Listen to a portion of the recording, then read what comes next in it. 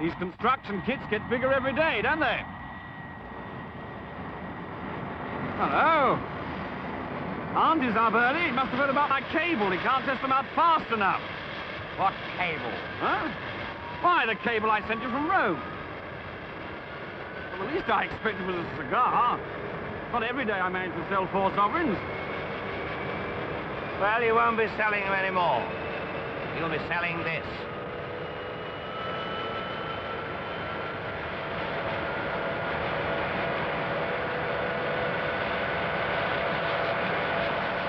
Well, how do I sell this, John? I mean, it's a military aircraft. The government orders what it wants, and that's that, surely.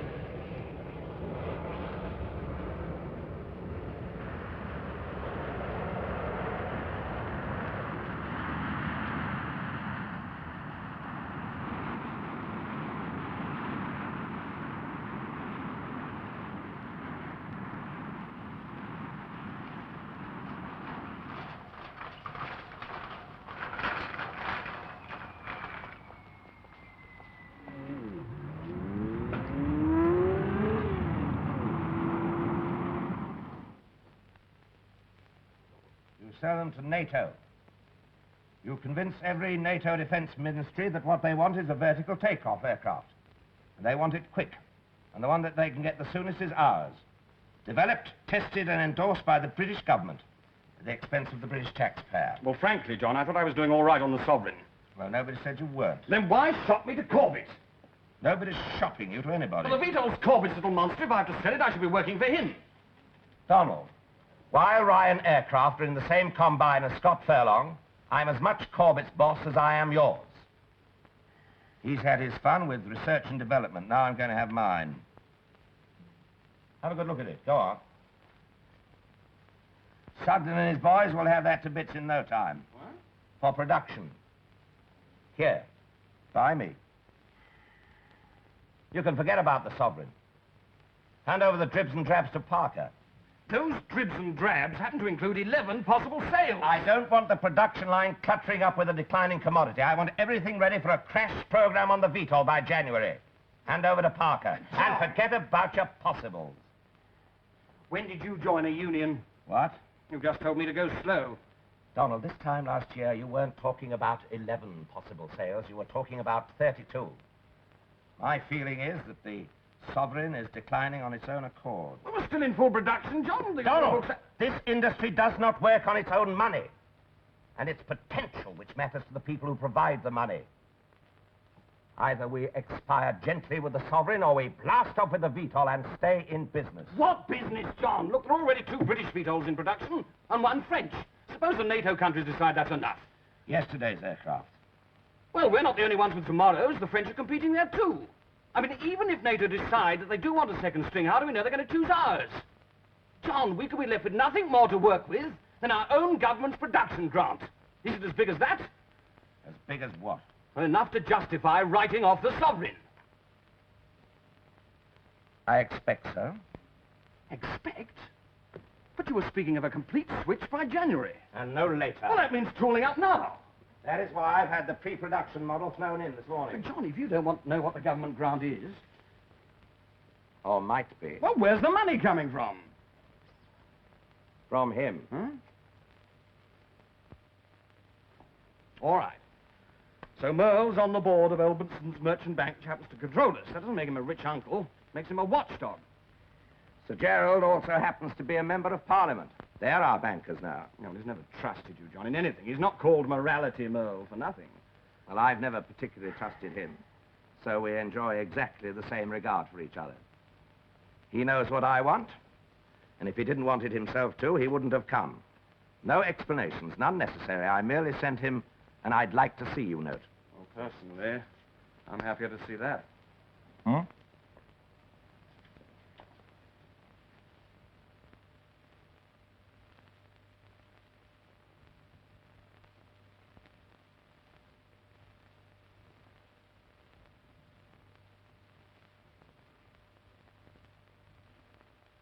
Get into that boyish buzz about of yours and don't ask her who the hell she thinks she is. She'll say she's Laura Chalice. Now, you met her, John, surely, when the press took its first look at the Sovereign. Yes, I've read her articles, and I've seen her on television displaying for a woman a moderately impressive knowledge of the theory of flight. But the VTOL is on the secret list. Tell her to keep away from it. Well, she's shown the security man an adequate pass. The only adequate passes around here are issued by me. Haven't you been told, John? She's no longer a journalist. She's been bought by the bank. And to be more accurate, by Sir Gordon Revage, personally. I took the news to be proof of the old man's belated lechery. Oh, well, it's not the chairman's car she's flashing about in. It's Morality Merle's. Yes, Mr. Wilder? Miss Lingard, Miss Chalice will be calling. Tell her I'm busy. Put her on to Mr. Henderson. Oh, thank you. What shall I tell her that you've got against her? That I will not be dealt with at second hand. So, you abandon the VTOL to Corbett, and I plug on with the Sovereign after all. Good. Donald, the day I abandon the VTOL, I will also abandon you. And Scott Furlong as well. Mrs. Wilder's on the telephone. Look, Miss Lingard, when Miss Chalice arrives, if she's merely looking round, put her on to Mr. Henderson. If she is representing Sir Gerald Merle, show her in. Yes, sir. Mrs. Wilder's on the telephone for you. Oh, all right.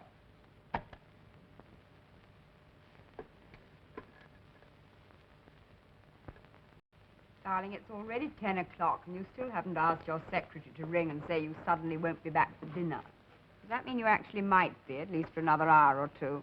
Well, what's so important about that? The importance is that if you're not, I'd like to invite a friend who detests you as much as you detest her. Now, who the hell can that be? Why require specification? The condition's general among my friends, isn't it? Well, I'm afraid you can't. Very well, then I won't. What about the weekend? Oh, no, that jolly little party's come unstuck. They both cancelled in the Morning Post. Why? Well, Sir Gordon doesn't specify, which I suppose is why he's a chairman. Morality has to go to Switzerland. Tomorrow. Yeah, I suppose that means today, as the letter's dated yesterday. Well, darling, of course I can say things simply. It's just that you listen in such a complicated fashion. The exact wording is... No, but Sir Gordon did. He always declines personally. It's Morality's secretary, I suppose. Of course, I'm sure. It's just that I've never classified her name, that's all. She probably shoved out social apologies as soon as she knew he'd be going.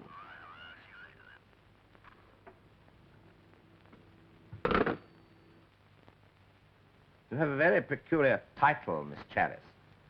Personal assistant to the board. Does that mean that you personally assist all the directors or only the privileged few? All, but only in matters concerning aviation. They must find that somewhat restricting. At their age, they can find it whatever they like. You're 46, aren't you? Does that mean that you will or that you will not stay down and have lunch with me? I can't. Sir Gerald wants his car back by 12. To go to London Airport. You, weren't told to mention that.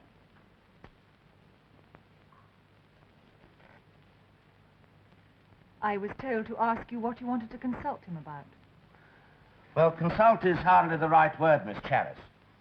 I want to see him because I have orders to give him. If you tell me what you would like Sir Gerald to do, I'll tell you whether he might like to do it. I would never transmit a confidence to Sir Gerald through a woman who personally assists other men. That's unfortunate. Sir Gordon wants me to act as a sort of liaison officer. Nor am I a wren, Miss Chalice. In that case, I've been told to say Sir Gerald will see you as soon as he can. But not that he is leaving for Switzerland this afternoon. For a month. Where did you get hold of that? Only a week. Miss Lingard, I'd like my car immediately, please. Unless, of course, you prefer to go in Sir Gerald's. I'm going to be blamed however you get to the airport. Well, I don't mind telling a small white lie for you. One of his secretaries could have cancelled his appointments as a matter of routine. He was supposed to have spent the weekend with us. Come on, I'll think of something.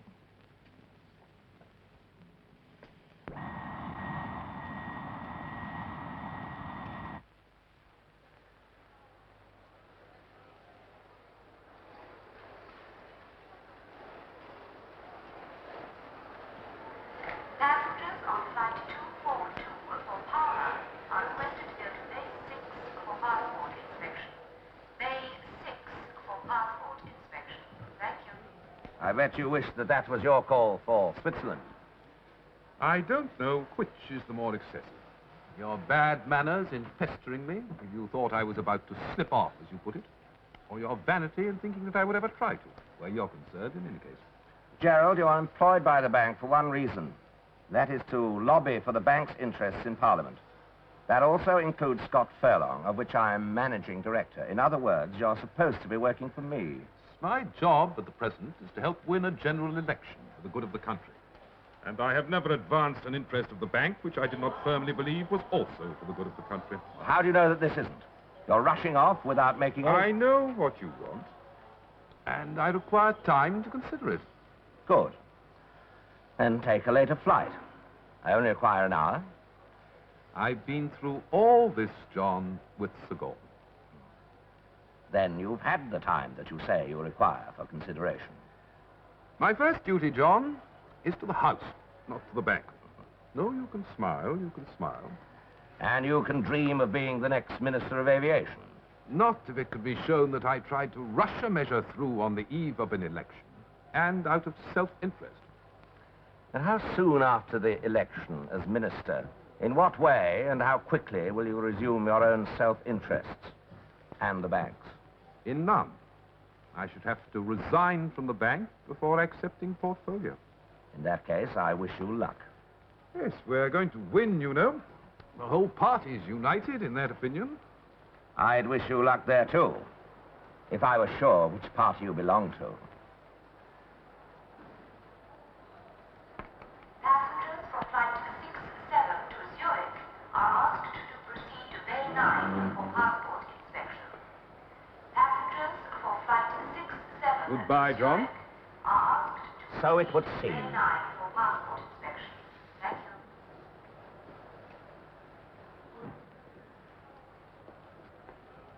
you. You seem to have upset him.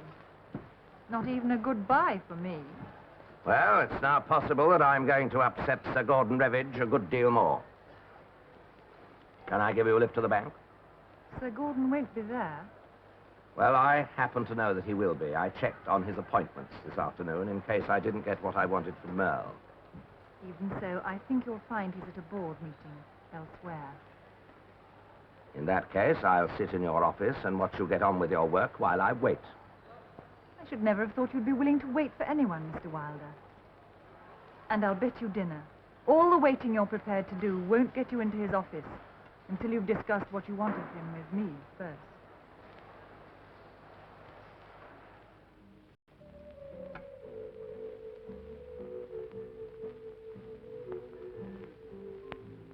Cheese.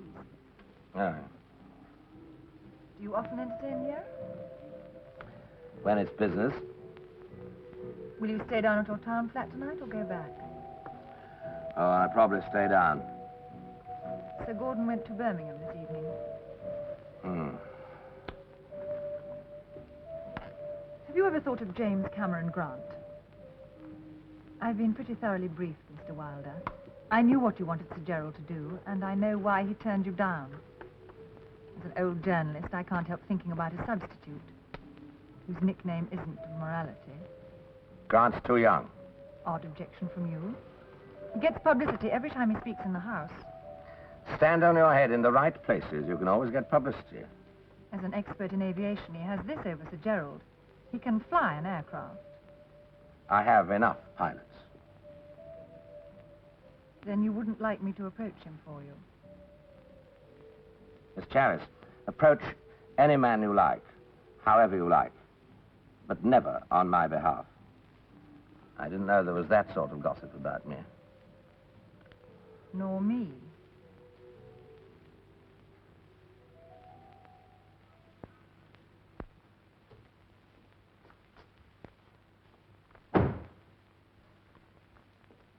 Hello.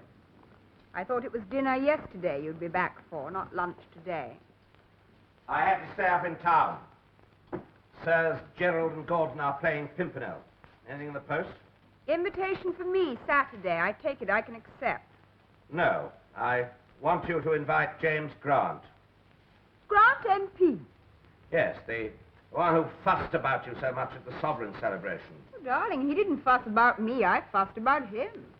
Well, then you won't mind ringing him rather than writing. What for? Hmm? Lunch, dinner, a quiet evening's poker. What? The weekend. You're going to have a weekend party anyway. Oh, we've lost those guests. Hmm? Who else shall I invite? Just Grant. Young widower, young wife, middle-aged husband. In France, they'd call that setting up a ménage à trois. I suppose they would, since they speak French. Well, I'll ask him to bring a friend if he wants to. Darling, I wasn't complaining. Well, therefore ask him to bring a friend if he wants to. Well, yes, thank you very much. I should. Can I ring you back? To let you know if I'm bringing anyone and who she may be. Oh, yes. All right, if you don't mind taking potluck. Good night.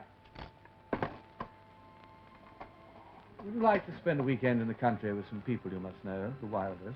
Hmm? The Wilders. All right.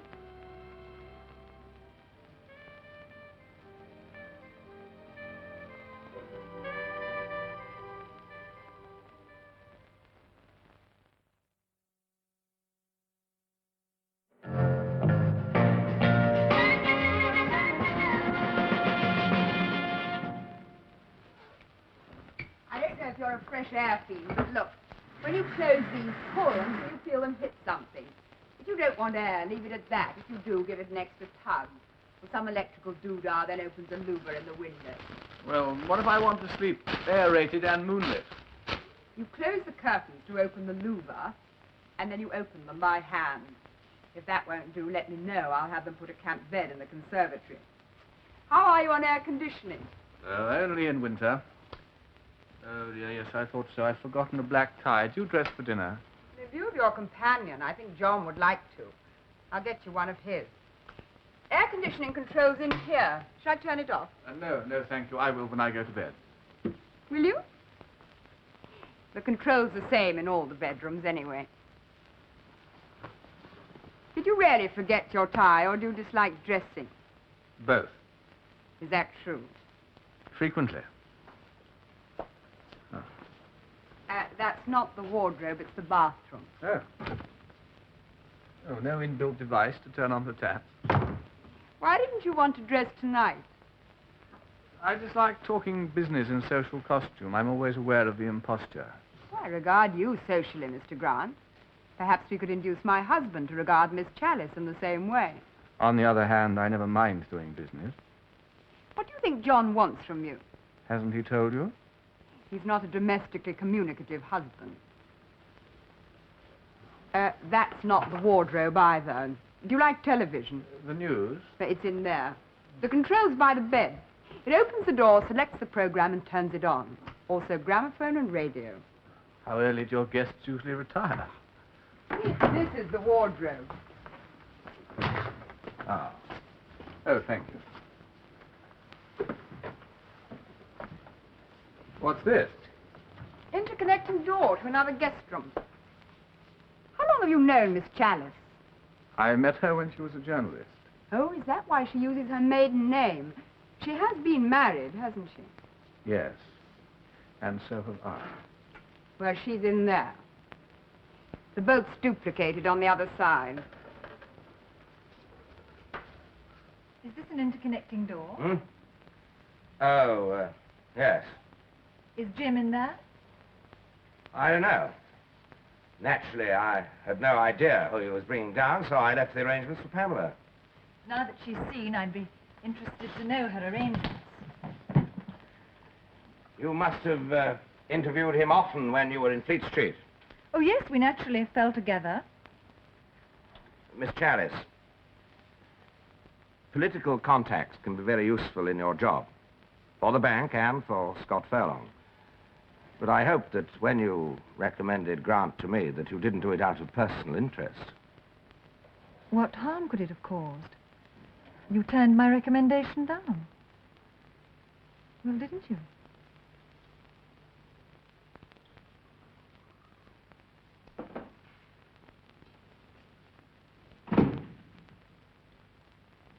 Where's Grant? In his bath, I think. Where have you put him? Next to her. You've had the wrong clothes laid out for me. I don't want to dress. The odd man out then. People who dress in their own homes are merely being pretentious. And it's discourteous to ask anybody to dress on the first night of a weekend. Impossible to be discourteous to Grant. He's a rattler. So much more amusing than your originals. Hmm? Well, Sir Gordon and Gerald, with whom, incidentally, you do not appear to have dined last Wednesday. Morality was in Switzerland, and Miss Chalice tells me that Sir Gordon went to Birmingham. So unless you were split personality, you couldn't have managed it, could you? Well, I was away all night. I could have flown from an early supper to a late one. It's odd of you to lie, John. In a way, I find it rather comforting. Usually you don't bother. I don't remember telling you that I dined with either of them. You gave me the impression, let's put it that way. I seldom find cause to give you impressions, Pamela. I said they were both playing Pimpernel. Then what was I supposed to gather from that? Anything you like. Did you dine alone, then? I dined... Now, why the hell should I? If you'd asked me outright, I'd have told you. I've nothing to hide, and if you think I have, you can go on wondering. Miss Chalice didn't tell me, you know. Tell you what? Who you dined with. I'm sure if she'd have been asked, she would have told you. Women who ask other women about their husbands humiliate themselves, don't they? Do they? Oh, by the way, the tie you've had laid out for me is 2 years old. Where will I find the new one? On Grant. He seems to be collecting a lot of your new things lately, doesn't he?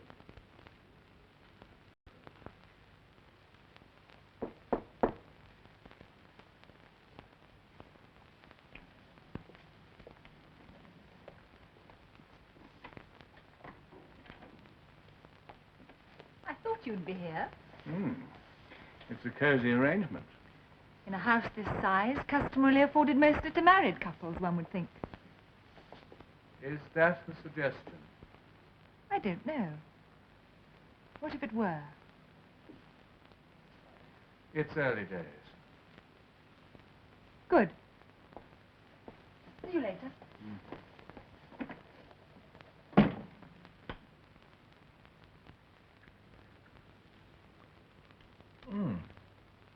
Where do you fly these in from at this time of the year, Africa? No, Australia. We always have them when Sir Gerald's expected. He eats them all the year round. Possibly his gums. Where did you go to Switzerland, did he tell you? Morality to Switzerland. Rather like coals to Newcastle. Yes. Well, I think he went to find a wife. Because of the election. Well, why should that arouse him? Well, he expects a ministry if your party gets in, doesn't he? I don't know much about politics, but I do know that you can't get far in the cabinet if you're a bachelor. Well, you're really in the same position, aren't you? In what context? I don't expect a ministry. Oh, next time, perhaps. Any time. Well, as a widower, surely he fulfills the domestic requirements of any electorate. No, I don't think so. You've been a widower too long, they'll say. Won't they? Jim and I were discussing it only this evening.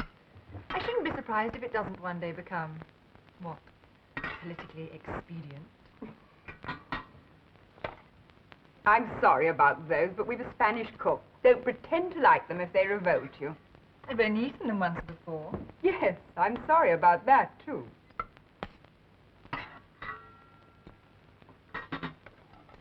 I'm fond of them, despite the fact that they look so hideous, but even I couldn't eat them twice in 3 days. Now, do leave But them. the octopus happens to be the cleanest sea creature that there is. Calamares and sutinto aren't octopi. They're squids. Inkfish is the local translation. Well, by any name, I know that you could eat them every night of the week, but that doesn't mean you have to. I last ate them. Yes, Wednesday.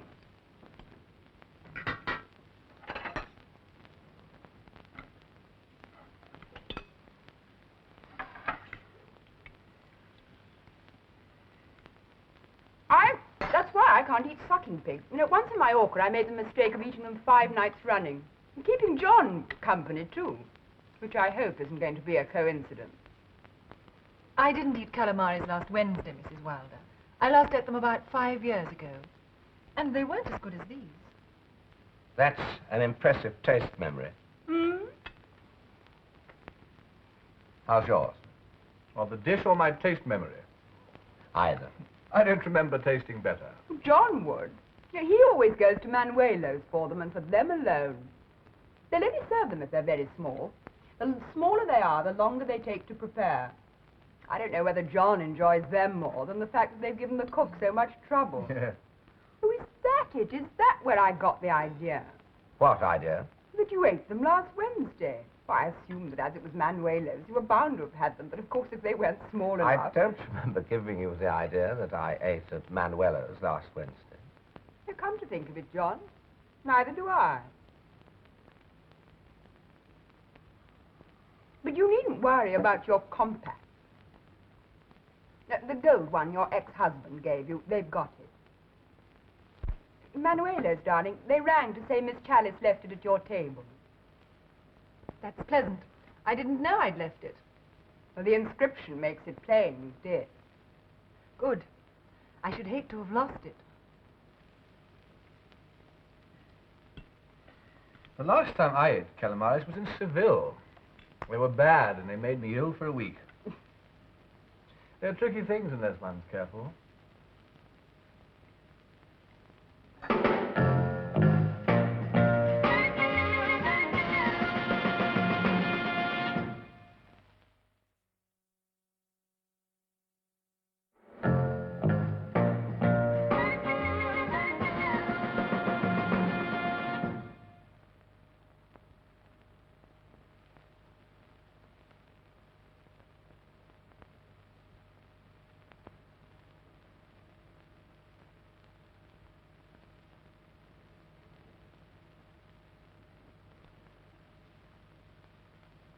I'm sorry you're having such a dull time.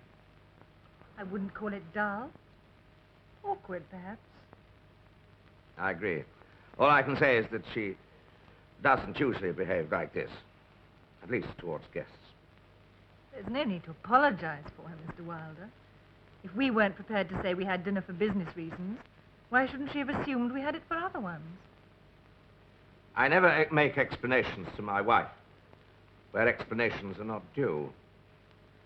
Well, you seem to have had your reason. Hanged if I know what mine was. Well, you looked to your boss for a lead, as you should have done. I'm not blaming you. I looked for a lead, Mr. Wilder, but not to my boss. I belong to the bank, you know. How much chance is there of you belonging to Grant? I recommended him with the bank in mind. Well, then, as one employee to another.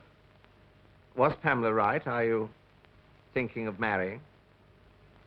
A woman doesn't know how interested she is in that condition until she knows how much the man is first. Well, will you do this for me tonight?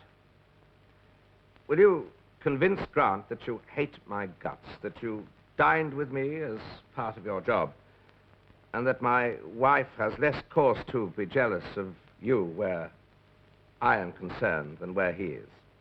So you can talk business tomorrow? Yes.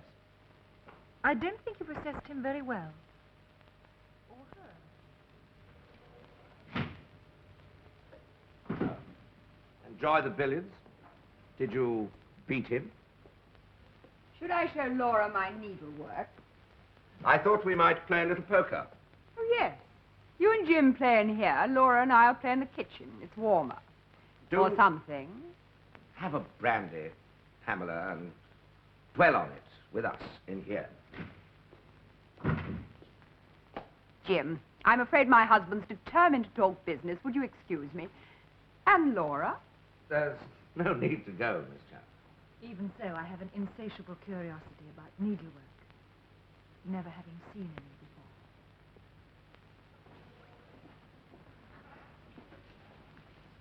I'm afraid Pamela has rather jumped her cue. there was a matter which I wish to discuss with you, but an unfortunate situation has arisen, and until it's resolved... I noticed the situation arrived. It's not the sort that would ever cause me to postpone a discussion.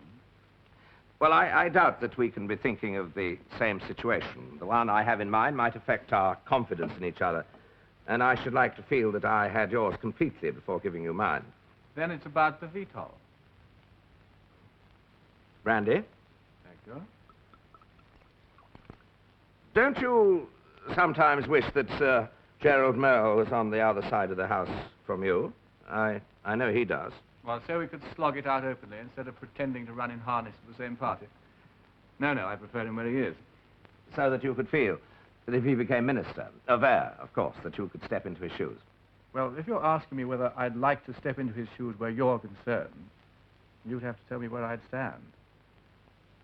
Oh, well, I'll sleep on it. Why? The question's simply this. As Merle won't lobby for the VTOL, will I? And the answer's even simpler. What would you guarantee me if I did? A fat fee. And political prestige if you lob it successfully.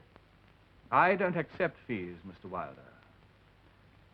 However, I have an advertising and PR firm, and it accepts contracts.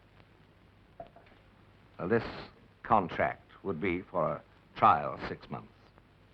But I've an idea there would be a snag here because the VTOL's on the secret list and can't be advertised yet. No, but the sovereign can be. I think you feel the sovereign's obsolescent. Requiring an expensive advertising boom. On a budget, not all of which I need spend. Yes. Very well. Hmm? Very well, I accept. And how the hell can you without going over the issues? Oh, I went over them playing billiards. The VTOL is a vertical takeoff fighter, and Britain already has 2. Does it need another? And whether it does or not, can I make the government think it does? Well, if someone can't, a hell of a lot of the British taxpayers' money is going down the drain. £10 million for research and development. Now, that's neither here nor there. That's already been spent by Corbett. Now you want to spend a production grant, which would be much bigger, if I can get it for you. I don't know. You would have to make our advertising agreement unconditional on results. Well, at least you have faith in the aircraft, which is more than I can say for Merle. Oh, it's more than you can say for me, too. Like Merle, I'm an aviation expert in the political sense, not the technical. You don't suppose he went over the blueprints and made his decision on them more than I did? In that case, I'm not sure that I wish to hire you. This needs a committed mind. Oh, mine's as committed as yours, and in exactly the same way. What you want is government money. Then you can slip Sir Gordon Revage in the bank. You won't need them. Also, if the VTOL's a success, the government would be grateful to you. The VTOL's your way into politics. No hustings for you. One sharp jump into the House of Lords. Yes, but you've got to be quick. Neither Merle nor Sir Gordon want you to produce the VTOL. You know that. Not here. Not at Scott Furlong. They'd much rather that Corbett did it at Ryan's. And then you'd have no personal success. The new boy would have it, and he's welcome as far as the bank's concerned until he gets as big as you. Rot. The bank knows that the sovereign can't last forever. And however small the slice of the next cake, they've got to get the VTOL for one of us. Yes, but when it suits the bank, not you. And this is a highly complicated moment. There's a general election. Whichever party provides the next government can cancel or forget old policies. I don't give a damn about the color of the next party. It's an export boom for one or full employment for the other. As far as the VTOL is concerned, the catch call is the same. And I should think any party would be pleased to give an election promise. Election promises, Wilder, like naughty girls, should be made but not kept. No. Inertia. That's the conditioner. Whichever party forms the next government, the civil servants are going to trundle on as they are for 6 months. So, what you want is a grant within that period. Even more so, you don't want one after it, which is why you're burying the sovereign before it's dead, which is why you want to have production lines available here, under yourself, under your personal supervision at Scott Furlong, before anyone else can justify their construction at Ryan's under Corbett. I should like to start production by January. Yes. Then you need political controversy during the election so that questions can go on the order paper as soon as the new House assembles. From those questions, you need a debate on a matter of burning public interest. It'll be make or break, you know. I could wangle the debate, perhaps, but I couldn't guarantee the result. You'll get the debate, and you'll have earned your money. Well, you have the advertising agreement on my desk on Monday morning, and if I like it, I'll start earning straight away. How? By accepting an invitation to speak on a television program, I was going to duck, because Merle's accepted. He and I quarrel too often in public, and just now the party doesn't like it. Now, in the interests of party solidarity, he's got to keep his mouth shut. Hire me, but never try to advise me. You just watch the advertising program and keep your own mouth shut. Do you mind if I help myself?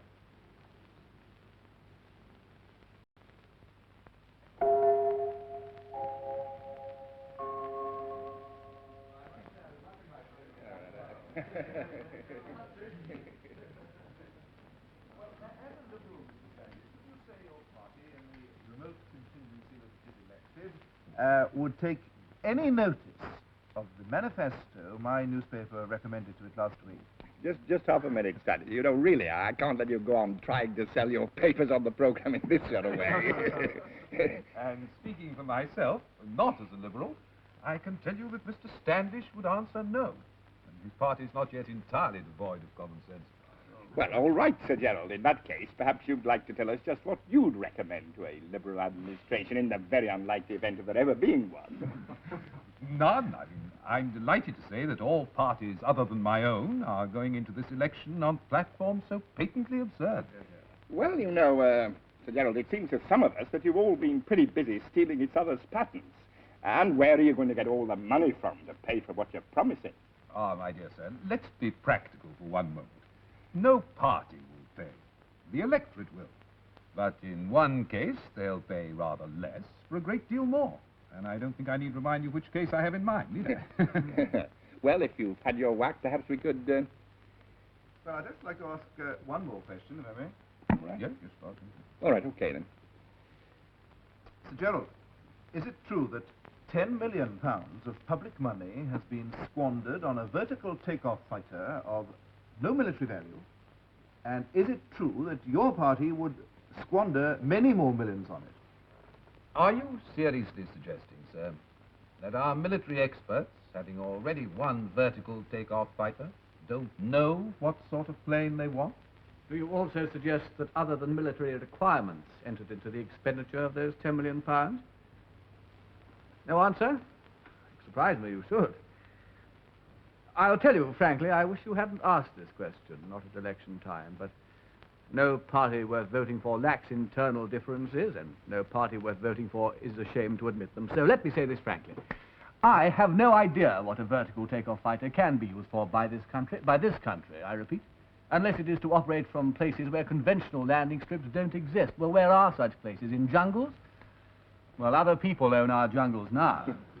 No, I may be wrong, but I can only understand the development of the VTOL at public expense in these very plain terms. Sir Gerald Merle is regarded as the most influential backbencher in matters concerning aviation on either side of the House. It is less commonly known that he is a member of the board of the Elbertson Merchant Bank, and it is even less commonly known that the Elbertson Merchant Bank controlled the combine that developed the VTOL. Now, I make no attack upon Sir Gerald's integrity, but it is my opinion that his normally sound judgment can be disturbed, like any man's, by conflicting loyalties. In short, I believe that the VTOL was developed with public funds as the result of a lobby 5 years ago which Sir Gerald, had he been free to speak, could have stopped, but which in effect he encouraged with his silence. Now, this was a grant I spoke against at the time, and I assure you, whichever side of the House I find myself on after the election, I shall speak against it again. If there is any move to extend the existing development grant into a production contract, I am ready to fight it until I drop.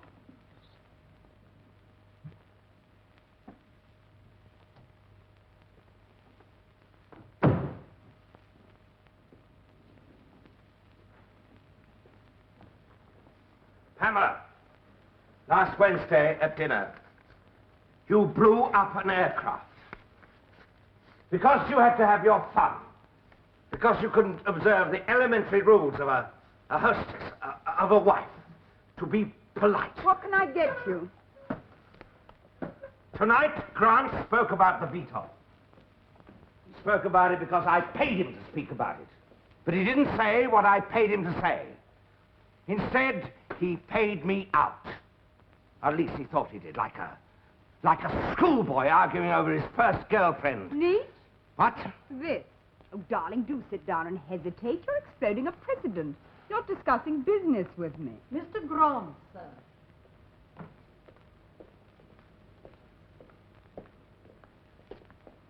Well, worked like a charm, didn't it? Hello, Jim. Staying the night? I'd love to. You enjoy the show? What can I get you? Oh, anything is handy. No? Did you by any chance indulge the telly this evening? I had it on, but I never look. And I turned it off, Grant. Oh, when? When you stabbed me in the back. You? But it was Merle I was after. You should have seen it through. I was hardly finished before he was started. I think he was halfway through what he was saying before he realized what had hit him. Oh, it was a brilliant, impassioned statement of his personal dilemma. Here was a man who had known that the finest aircraft in the country was being developed by a firm with which he was remotely connected. So what was he to do? Pretend it wasn't? Take an insincere attitude in order to hoodwink the electorate? Or do what he had always done, still does, and always will? You know, he trots out those phrases by habit. And stick to his principles, which are to do what he thinks is best for the country, and so on and so on. Winding up with what he had to wind up with, only by this time I think he knew what had hit him, but just had to continue. A promise, Wilder. A personal public promise to strain every sinew to get the VTOL in full production instantly. Would you like this now? Thank you.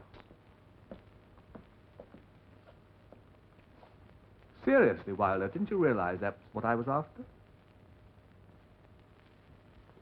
Seriously, Grant, was it? What else, then? I don't know. But I have a feeling which tells me that it was my guts you were after. Oh, well, that's interesting. Do go on.